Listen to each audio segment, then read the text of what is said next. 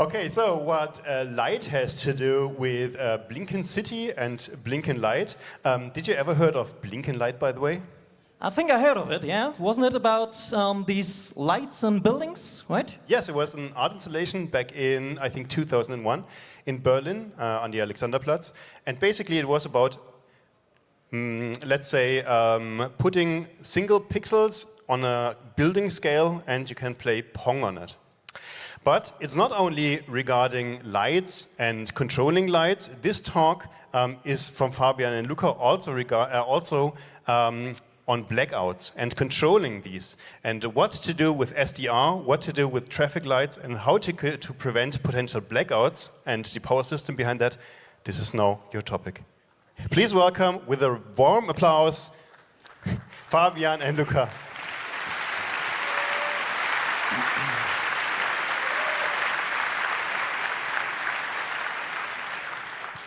Thanks for the introduction.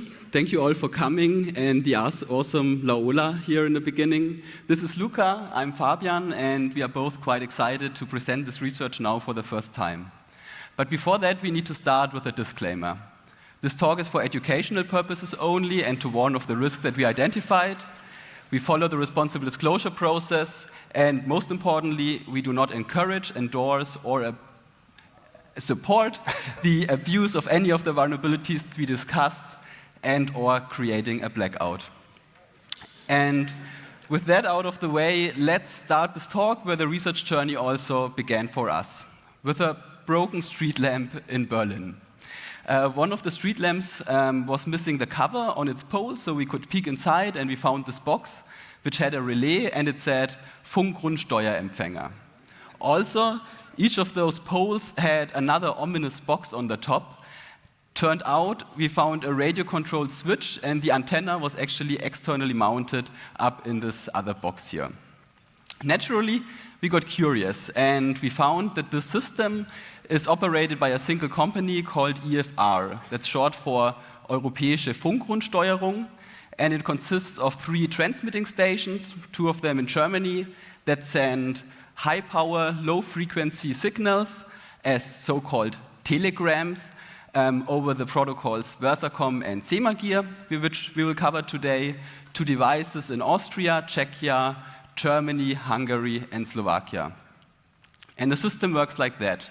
There are around 300 clients, which are energy companies, which we will call EVU for short, which use either a web-based, internet-exposed application or a VPN-based desktop application to trigger the sending of commands to their receivers. Those are then forwarded to one of those transmitting stations and broadcasted to the radio ripple control receivers, which we will call FRE. They can then either switch simple relays or actually run more complex programs. And when one of those relays is switched, this would either connect or disconnect a supply or a load to or from the grid.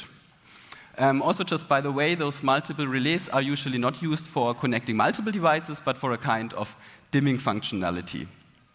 And we also found that this system has an arguably much more important role than controlling street lamps only.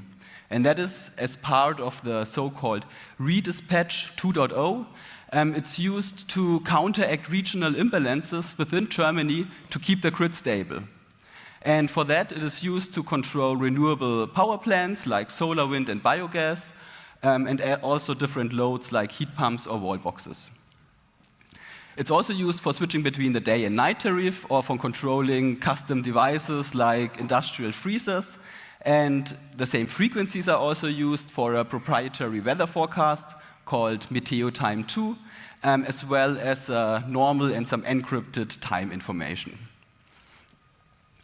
Digging just a little bit deeper, we found some company slides that show like many of the big names in energy as their clients and also an ever-growing number of deployed devices, with over 1.6 million being the last number that we found.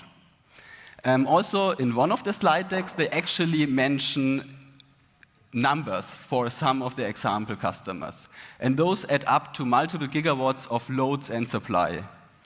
And with those massive numbers in mind and major blackouts already having happened in the US and reports of growing instabilities in the EU grid, and the current hybrid warfare strategies with just another undersea power cable being cut a few days ago, we wanted to investigate how likely could this system be abused to cause a power outage. But before things get too serious, let's go back to the street lamp, because our initial motivation was actually much more benign. We were inspired by the awesome project Blinkenlights, and were just thinking, could this idea be scaled up? Could we use a full city as our screen and maybe play a game on it? We imagined something like that.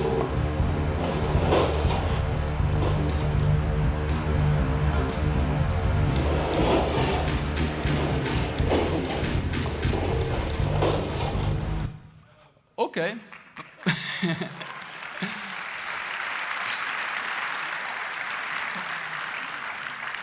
But how doomed are we really, Luca? All right. So the first thing we thought is we need to learn how this protocol works, right? And the very first thing that came to our mind was we need to capture what is going on the radio. And how would you do so? Well, there are at least 3 ways to do so. And at the beginning, we were not thinking we would do it with an SDR, even if it's possible, but we thought, okay, let's buy a device. Let's buy one of these devices. We found it used on eBay, so we bought it. And then we looked at how it works, and there are some cables that go from the antenna that is external into the device. We were tapping into these lines, and we saw that there were already the bits, the decoded bits, right? So, okay, we got the bits. If you are more into the SDR world, you could use an online SDR service, like there are these community-based SDR things, like the one you see in the middle, where you can basically pick a receiver in any country in the world, and then you can listen to the frequency in that country. So that's an option. And the third option would be to run your own SDR. And just to be sure you're on the right frequency, here is how it sounds.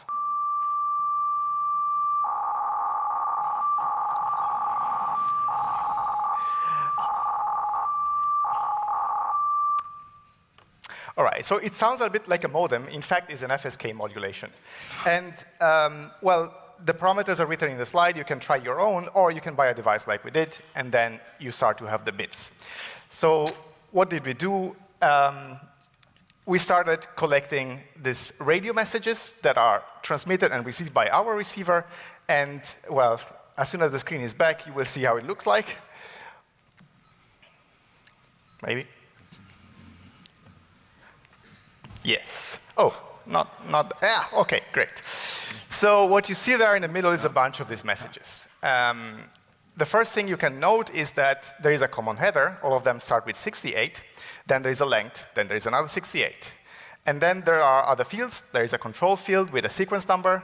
There is some other value that we don't understand yet. And then there is in orange an address, 16-bit address, so pretty short, but still works. And then what is in blue is the payload. Okay, we were interested to understand what is this payload, how does it work? Looking at the first message, we see that has a different address, there is a 0. And also this type of message is sent every 10 seconds, very regularly. So we thought, okay, there must be something for synchronization or something about timing. We don't know. We will see that in the next slide. And looking at the other ones, we see that the length of the message is variable. And some of them even look like encrypted. The entropy of the message was very high. All right, so let's start from the first one. As I said, there is an address 0, and we understand that 0 means every receiver will take this message, parse it, and do something with it. And we logged the time when we received this message, and then we looked at the bytes. And the bytes are changing very slightly. Some bits are flipped, basically, or some are incremented there. So it was clear that probably the time was carried into this message. So we went through and capturing more of these, we found out that yes, definitely it was seconds, minutes, hours, and everything was there. Okay. So you see that the time is sent unencrypted. There is no integrity protection. There is no replay protection. What comes to your mind? Well, if you're a security researcher, the first thing you think is to replay these messages or change this messenger and send them altered to a receiver. And so we thought, okay, so if you can change the time or replay an old time, how would a device cope with this? Would it change the time that is stored on the device? And well, probably yes. And I mean, there are some devices that probably rely on time, right? So especially if you think of streetlights, they need to turn on at a certain time of the day and turn off at a certain time of the day. And this is implemented with some programmed calendar. So, you know, every day, every month, they have a different time to switch on and off. They are also controlled manually by cities, so they can manually trigger that. And we thought, that looks interesting. And since we are a little bit nostalgic, we were thinking of the lights, you know, a century ago. They were turned on by a guy. A profession was the lamp lighter, and the guy would go with a stick and turn on the lights. And well, if you have some imagination, you can imagine how this would look like today. There's a stick there. And the light goes on.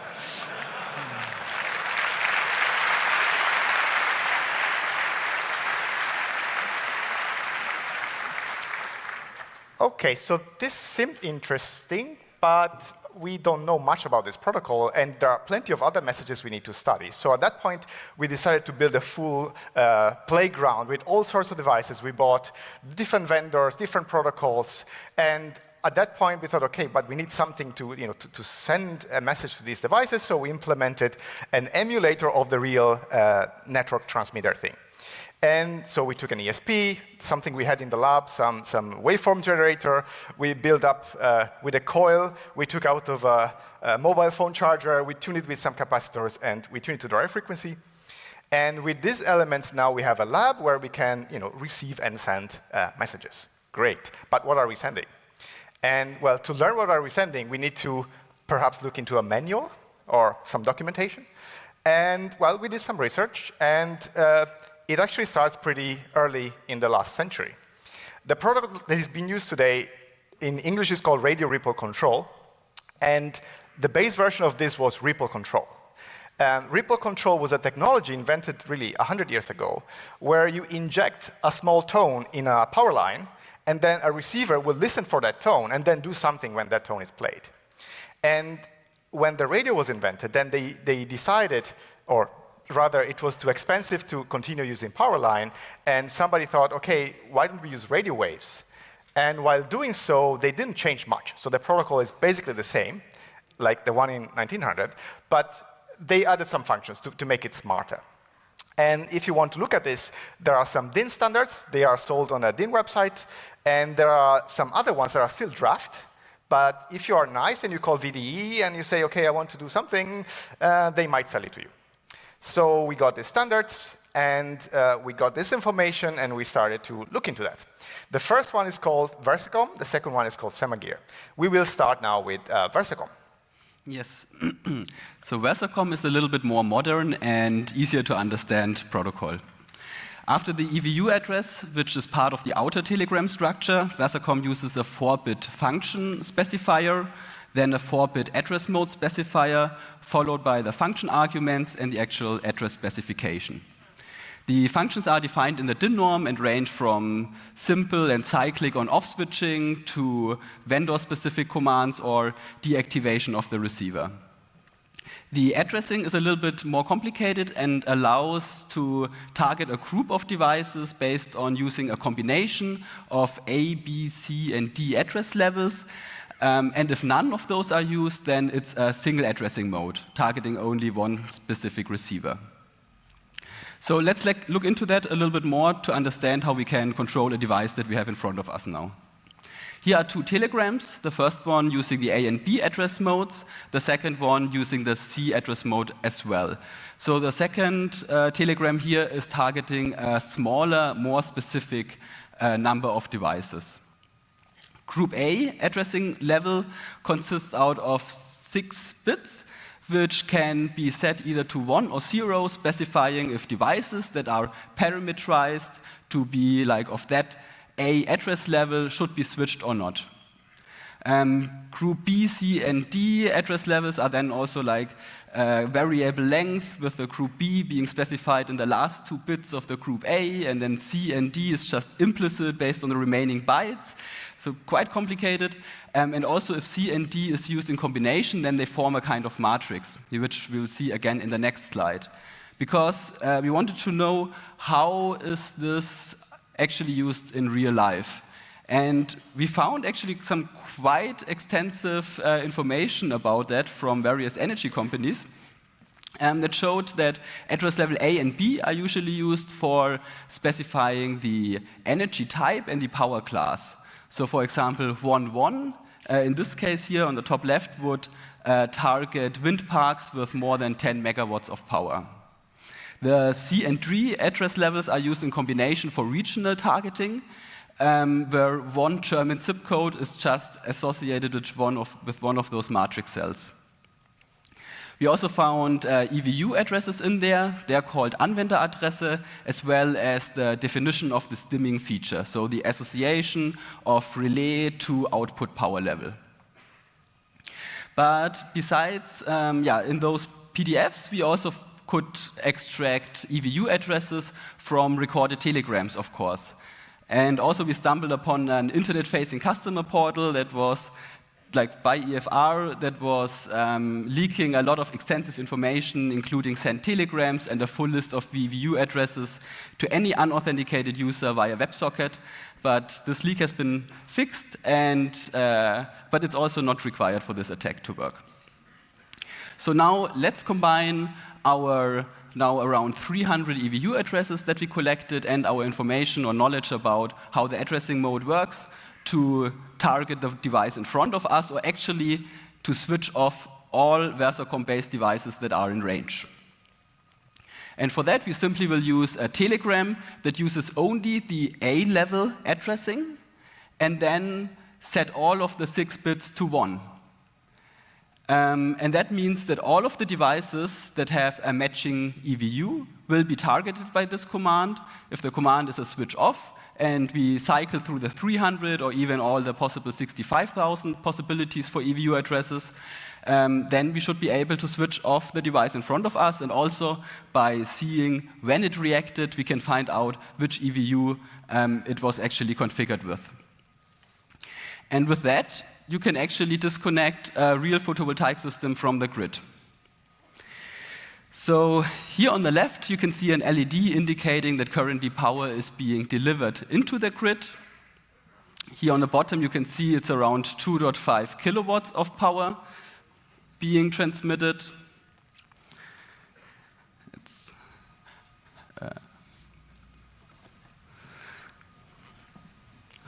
So here on the left, you can see an LED indicating that currently power is being delivered into the grid. Here on the bottom, you can see that around 2.5 kilowatt of power is being transmitted. And here on the right, the relays are on the top position, all being on. Now, somebody is starting an attack. And you should also maybe hear in just a second.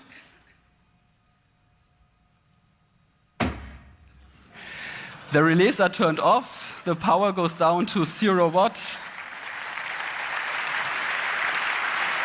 and no power anymore delivered.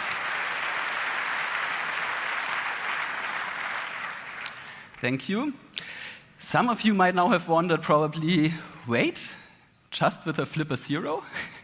So initially we just were looking for a way that allows us to select the payload and see the state of the attack, and we thought the flipper 0 with its SDK for app development seems like a good fit.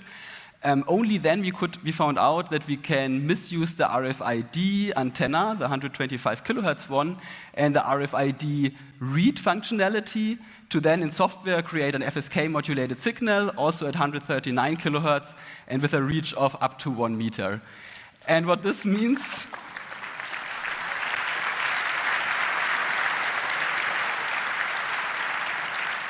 is that with just a little bit of magic, your flipper 0 can become a streetlight begun.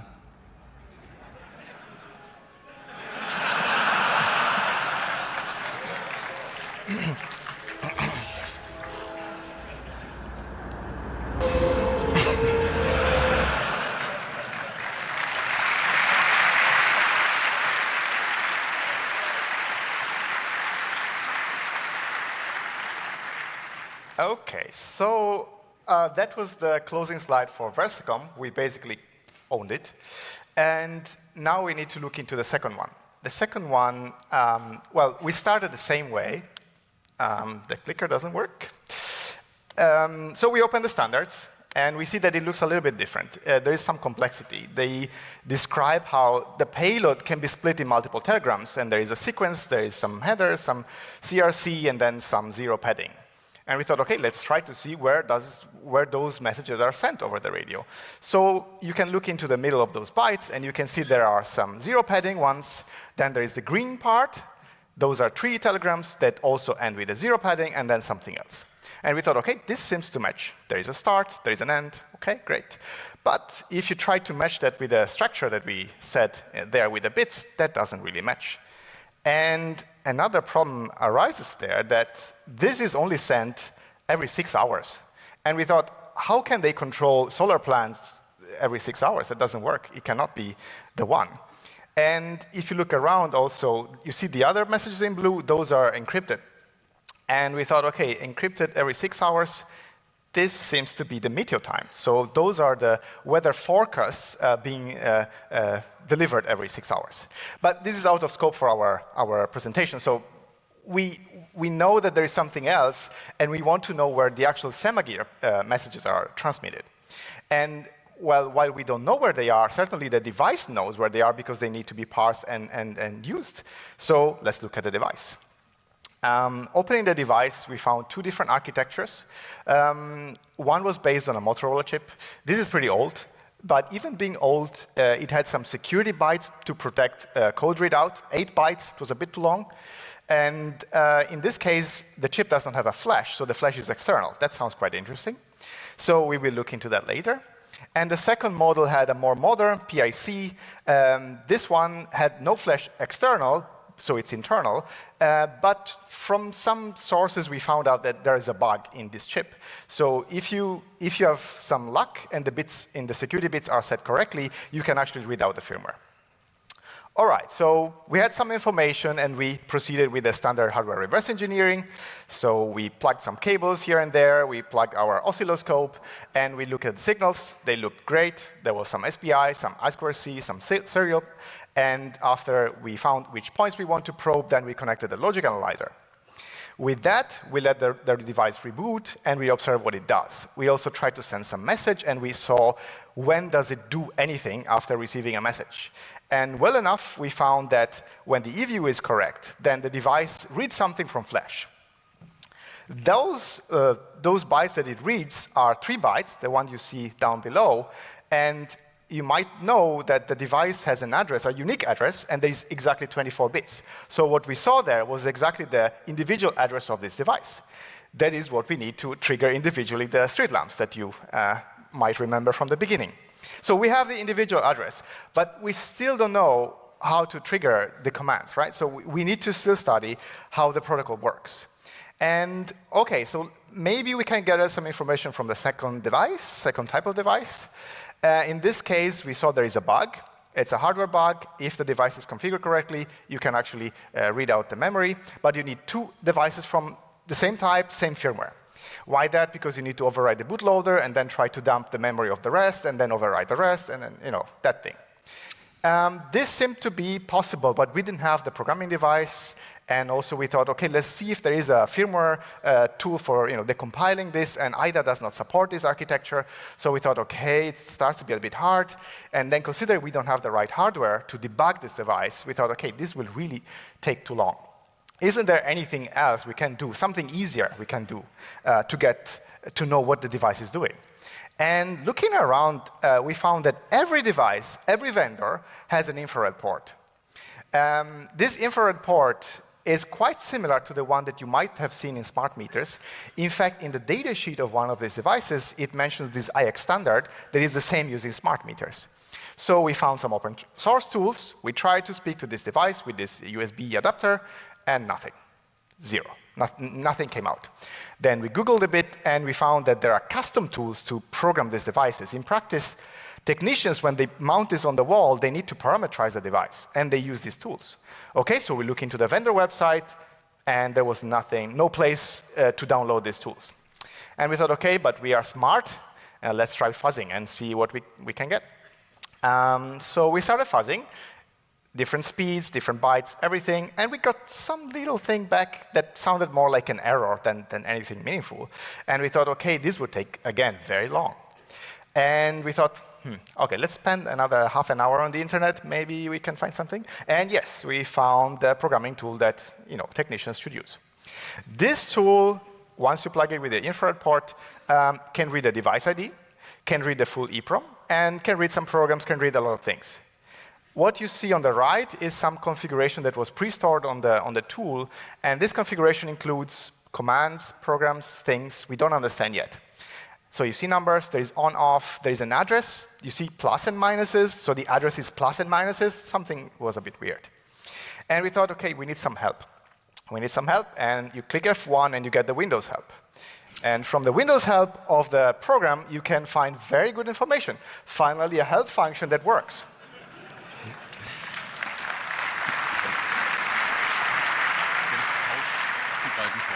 And okay, so we finally learned how the plus and minus things work, how the programs and commands are supposed to be used. And additionally, this tool had an advanced feature where you can type a hex string and it will decode it and tell you what command is that. So you can imagine we tried to paste everything we found on the radio until we found something that was decoding. And that means at that point, we found out that command starts in a certain way, with the letter E, for example, and then we know, okay, it's meaning something, okay? Additionally, we wanted to document ourselves, so we bought some old books from 1993. This was written by the actual author of the protocol, and then we found also some other patents that describe how some functionality of the protocol works. Great, now we have a lot of knowledge. What do? Well, we go back to the bytes.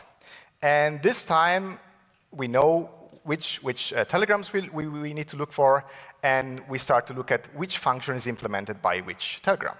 The more interesting one seemed to be this direct command that starts with E.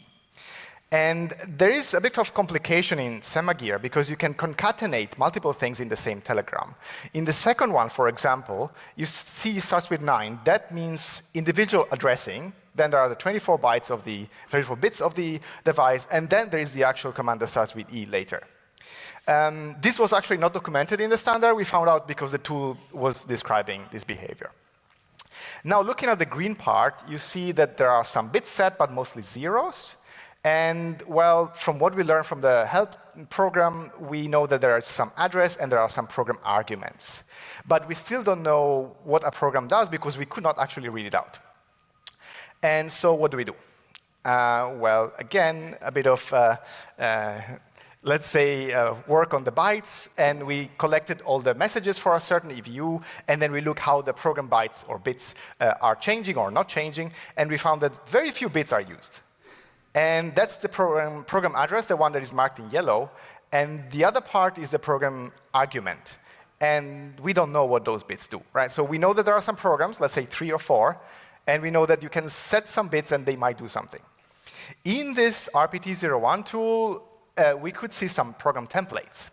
And the program templates can be very complex, like the one you see on the middle.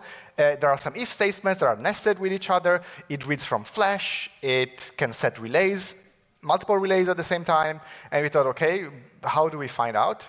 But we also saw that there are some simple programs. These simple programs basically look at the specific bits that you are sending, and if it's the right bit, it sets a certain relay. That sounds great, because in the end, what we want to do is control specific relays of these devices.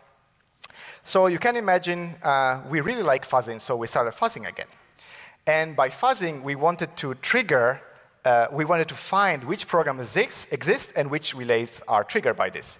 So we set up some electrical cables, we let the thing run, and as you can see, this was our Christmas lights in the office for a while.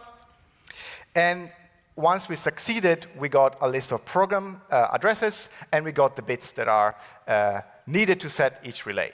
And here we are with another attack. This attack also was inspired by the fact that we found some screenshots. What you see there is a testing tool. So technicians can go on site and want to test, for example, the relay of a device, and they need to emulate the radio. So they plug this device, this cable that sends some telegrams that are emulating the radio ones, and they can trigger individually every relay. And because of this, we knew that there are test programs in each device, or there should be, so that the technician can test each relay. And so, well enough, we have collected all these things. So we have a couple of devices in our lab. I brought you one here. And once you know the right command, you can trigger then the relays. Now, probably you won't believe me, but I will show you very soon. This is the device. I'm not sure if you can see it, but these are the relays. And this is the emulator. So I will make it close. And since you probably cannot see it very well, I thought you might need some LED, something blinking, to see it well.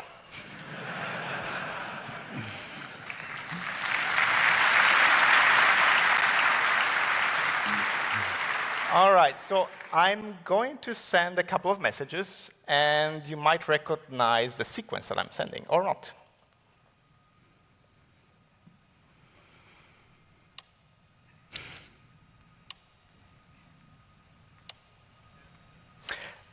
Okay, it's Morse code and it's CCC. Anyway, so this is the example that we wanted to show you. Of course, we can do the same with a Versacom device. On any SemaGear device, we need to first do the fuzzing, and then we actually can have the commands. But yes, so we can make lights blink.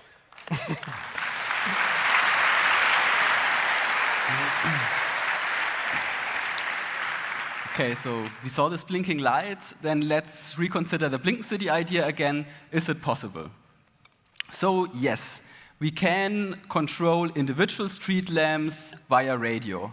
To then display arbitrary content, we still need to find the correct individual IDs and then map them to the location.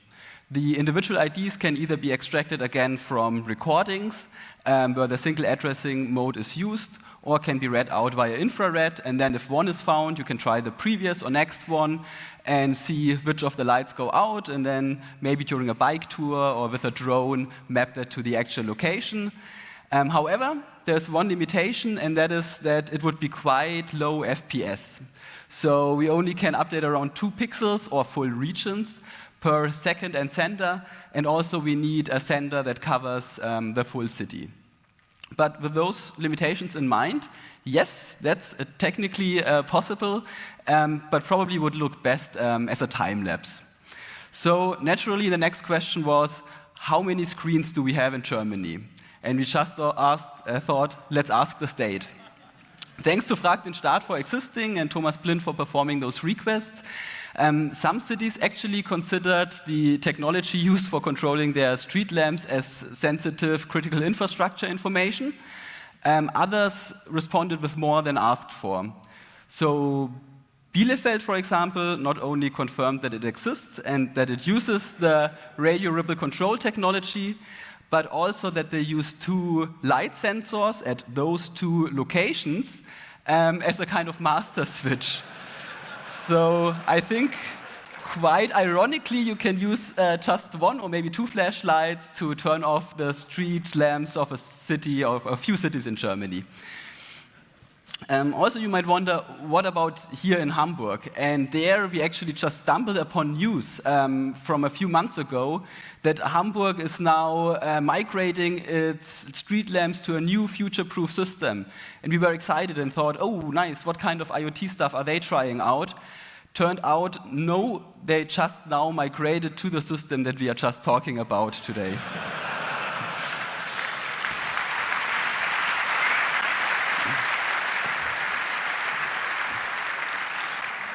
So unfortunately, our talk is too late for Hamburg, but if there are other plans, we hope that the system's insecurities can at least be taken into the decision-making process.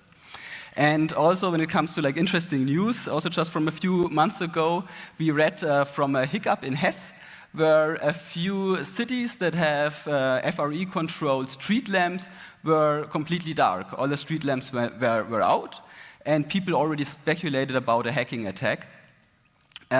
Turned out it was a technical defect, whatever that means exactly, but I just want to use this opportunity to clarify that this was not us, and no street lamps were harmed in the making of this research.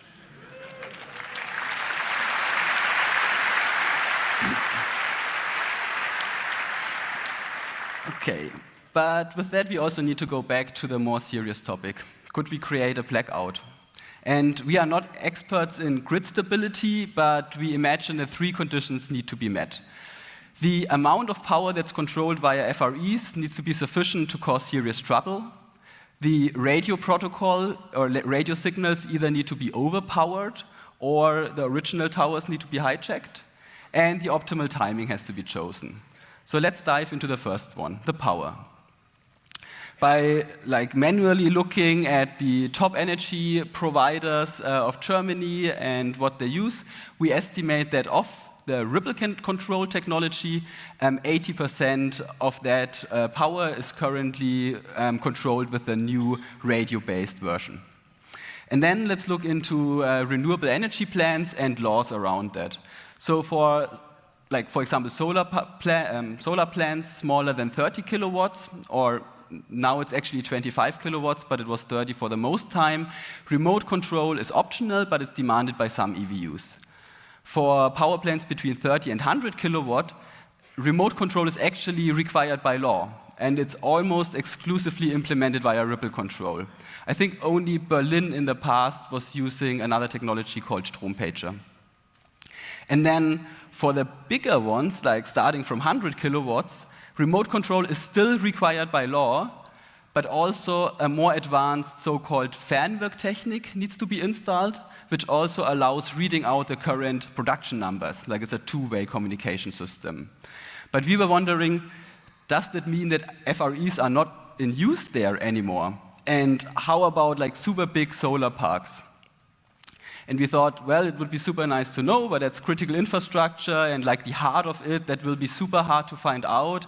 And that's what we thought until we stumbled upon this video here on YouTube. Ja, wir haben 4 Stück von diesen Empfängern. Für jeden Anlagenbereich haben wir eine. Und man kann sich das jetzt circa so vorstellen, dass jeder Rundsteuerempfänger ungefähr roundabout für 20 Megawatt zuständig ist. So just for your information, this is actually the same model and the same energy provider as the Morse code sending.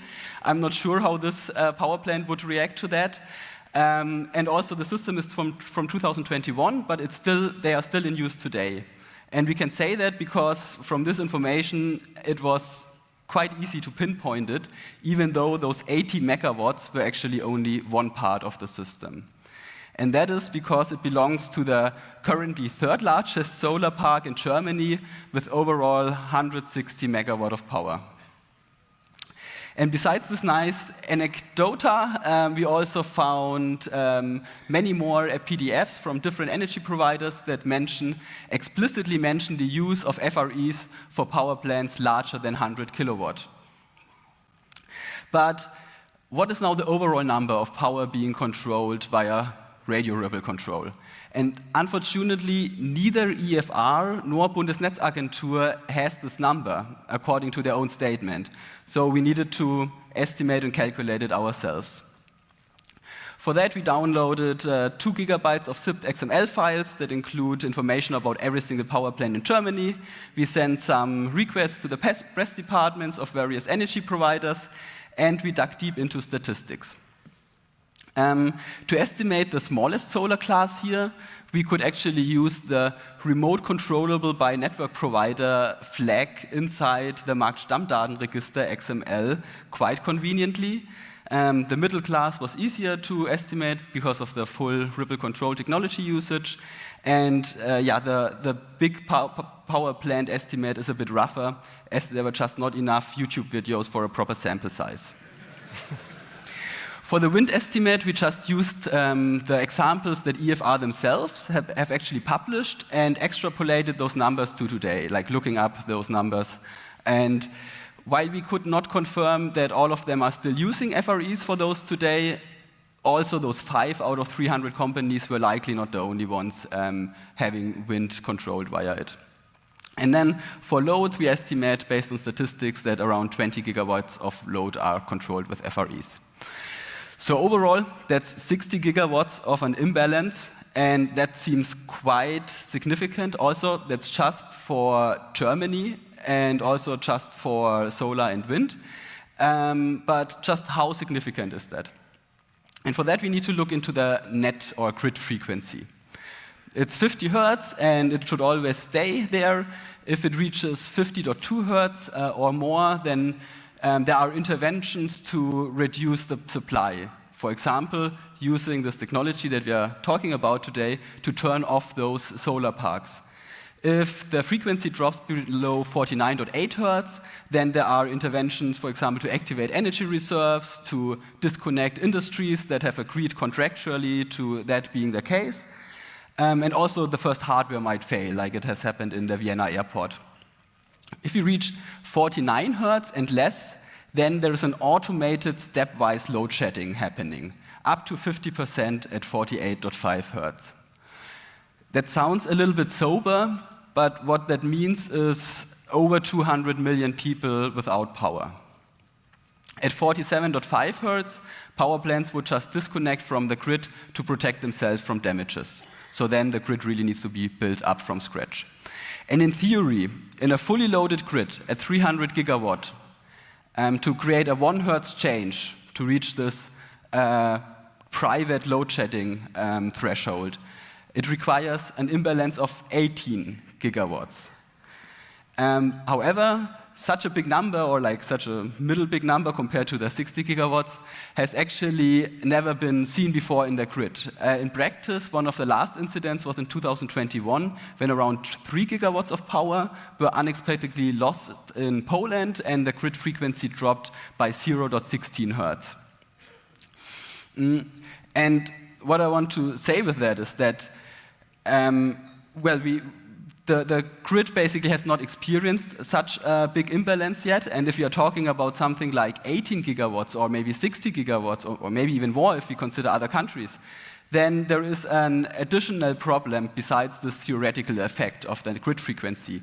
And that is, if a lot of power is missing in one region, then this power needs to be transferred there as well over power lines that might then be overloaded and be shut off, for example, to prevent damage to the power lines, which can then cause other power lines, which would then be overloaded, to shut off again.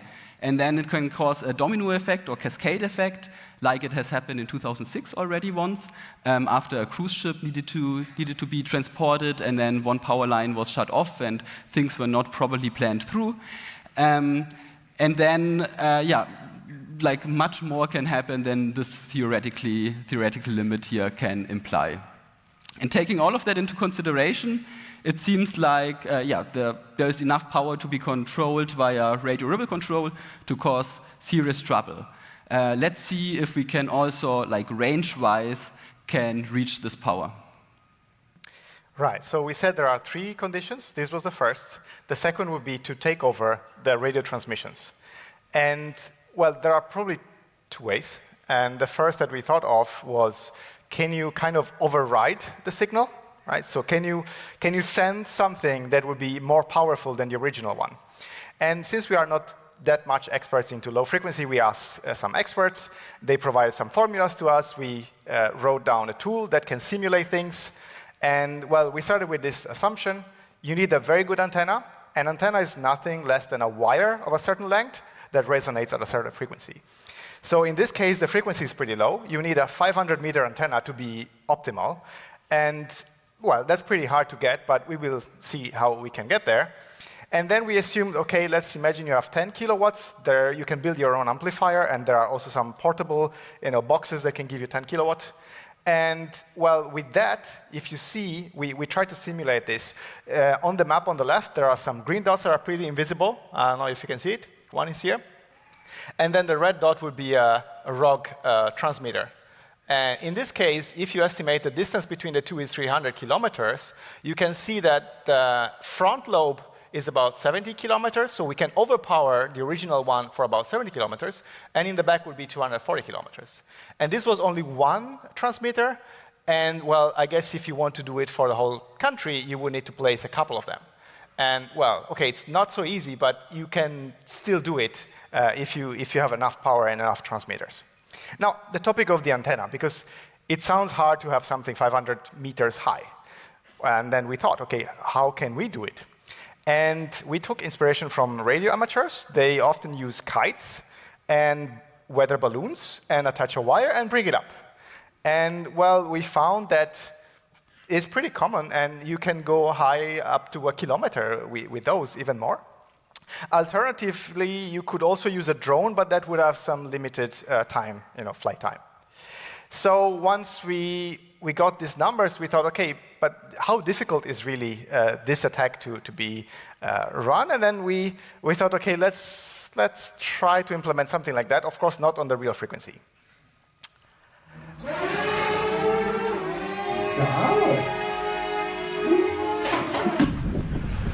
Yeah, that was a bit of a failure. So in the end, we went to Tempelhoferfeld, and we used a kite.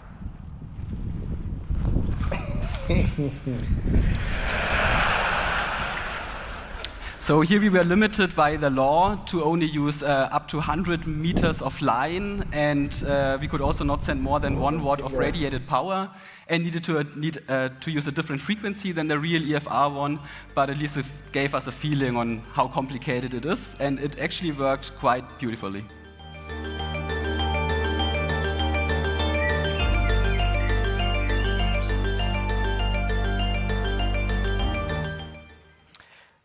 All right, so as you see, we had a bit of fun. And this is, let's say, the approach of an amateur, but we also think that we need to think of real attackers here. And we thought, how would an enemy state do the attack? And I think they would not go with these kites, but they would rather attack the IT infrastructure of the company that runs this service.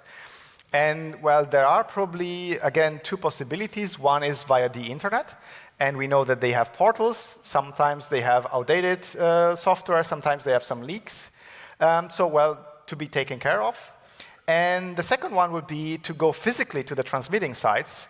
And, well, when we went there, we thought it's not that much secure. So it looks like the entrance of a park.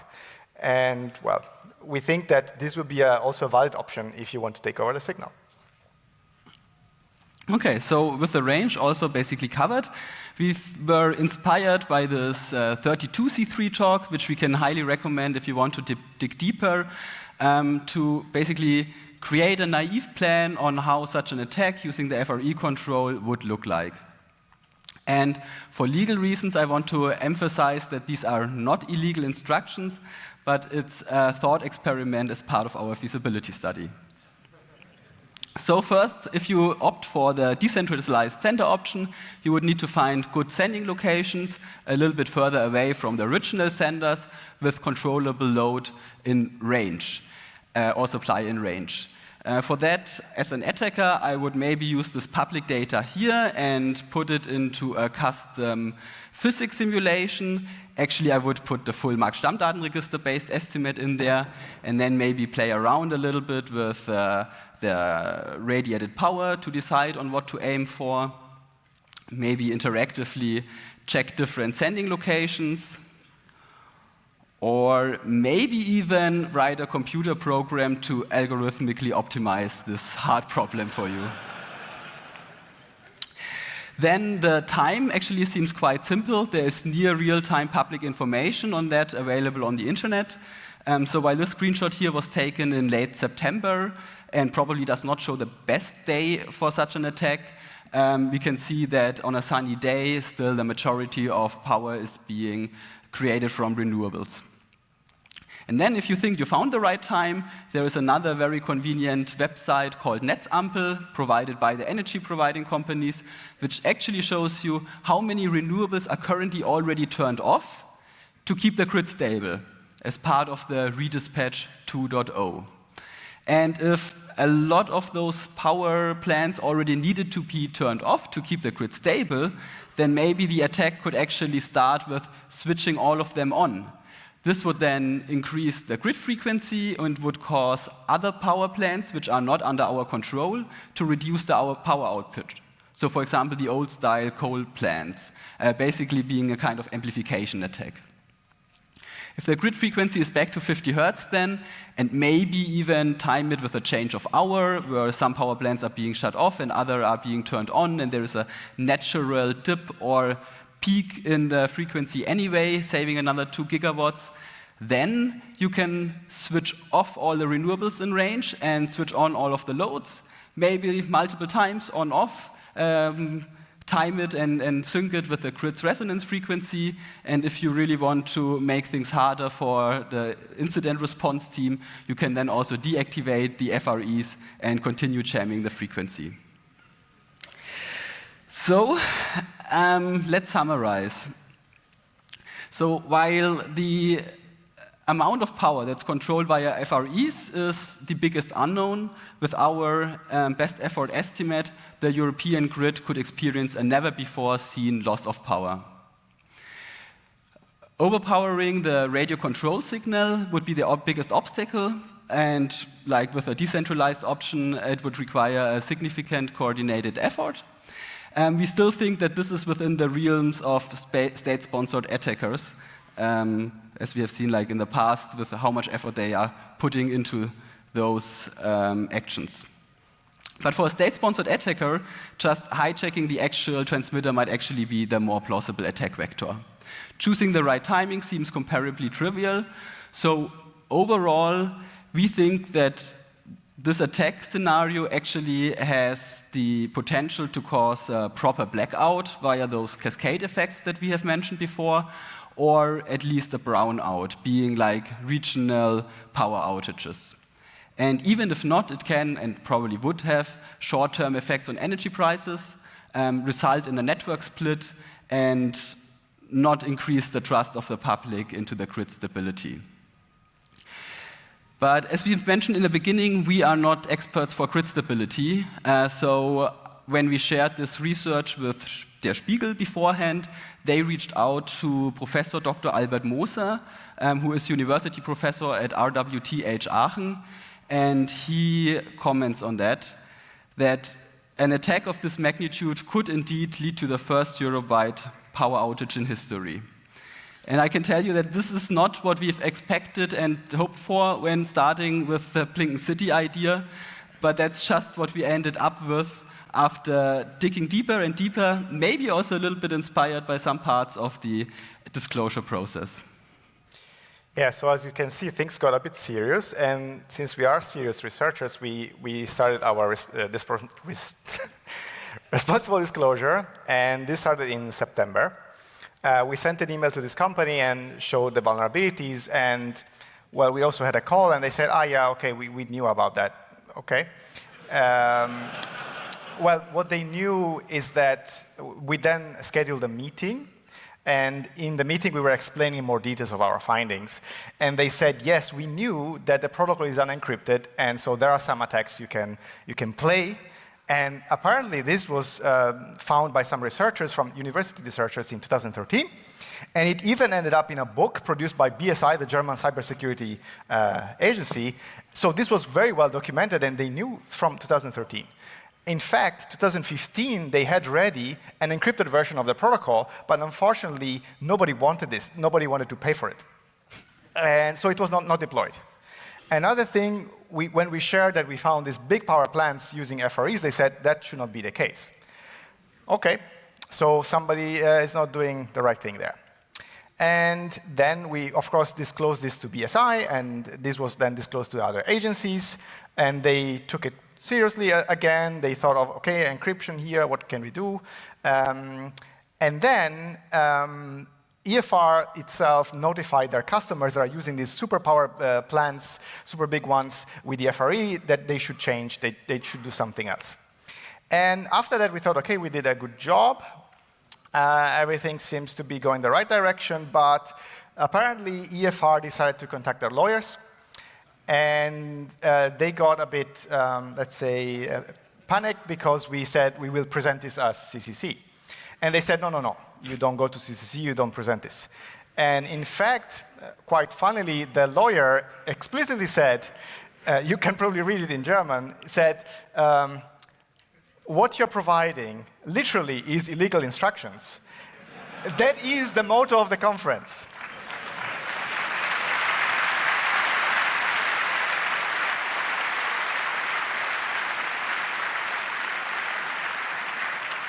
And they end with, okay, this could cause you some negative consequences.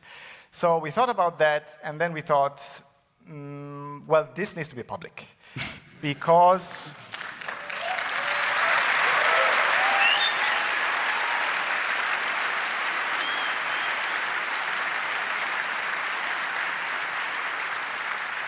Because we wanted to be sure that there is a discussion starting now, and several parties will need to be involved.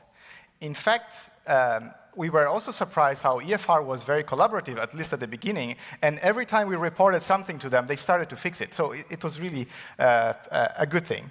But suddenly, a couple of hours ago, you probably maybe saw the news, and there was a statement from them, and they basically denied that this attack makes any sense. And in a previous mail that they sent us, they even said, oh, to do it, you need very strong transmitting stations with 200 meters. So they knew that it's possible, but then they denied it. So, of course, this is not great, but we are ready, if they want, to test it in the real world.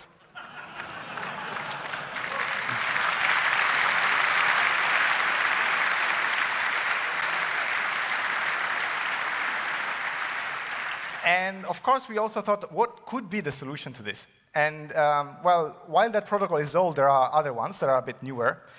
And there is a bunch of them. But specifically one was approved by BSI, and it's pretty modern. It's designed for smart meters already. It's called IMSIS, Intelligentes Messsystem. And we think this could be the alternative. It's currently using LTE for the back channel, so it's already encrypted, but it goes over an encrypted network.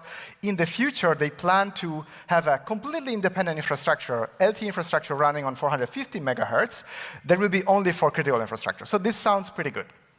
And, okay, we thought there is a solution, and in practice, the company that runs the long-wave system also has these devices, so it's perfect. But there's a little bit of an issue with the timing. Basically, this was, let's say, designed in 2017, and it didn't start to be deployed yet, but it will start in January now. Okay, and the other issue is it will take 7 years for this to be deployed. And additionally, there is another issue. In the planning, they put all these super big power plants at the end. So they would only start in 2028, and consider that those are just a couple of hundred of them, and all the others are hundreds of thousands. So what we are saying here is, please review your schedule, start with the big ones first, and then, then you are done 80% of the job, then you can do the rest in how many years you want. So yeah, it's a stimulus for regulators to review the deployment plan and get it done.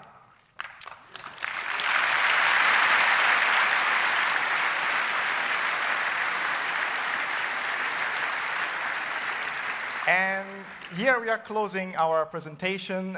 Just to recap, we found out that streetlights are radio controllable in some cities. This sounds good for art installations. They should basically just call us and we can arrange it. And devices are hackable, especially locally with a very simple device. But even worse would be when you hack them, all of them together. If you do so, you can alter the conditions of the grid. You can possibly cause blackouts. There is, however, a system that can fix this. We hope the regulator would make it even faster in deployment.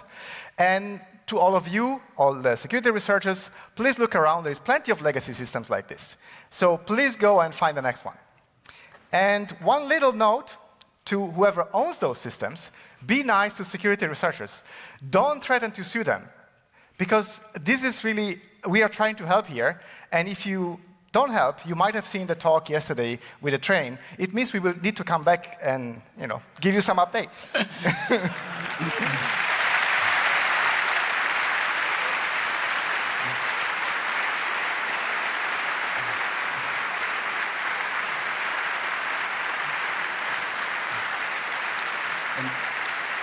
Then there is just one more thing. So one more thing, playing Doom would be super slow, we have talked about, but I had another game in mind that really begs to be put into the real world, or maybe already is like a virtual representation of this system in the real world. Does anyone want to have a guess what I was thinking about? I heard it.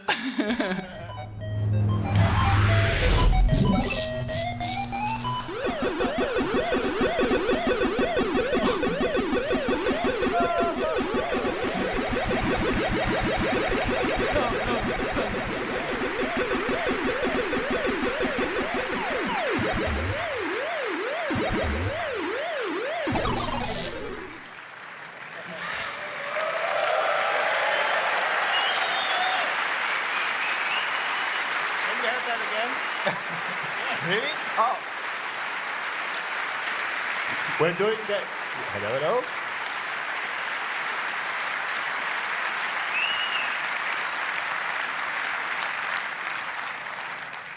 If not could have their intro twice, you can have that too.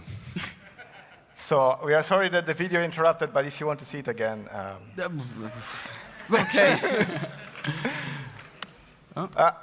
Does it work? Yeah.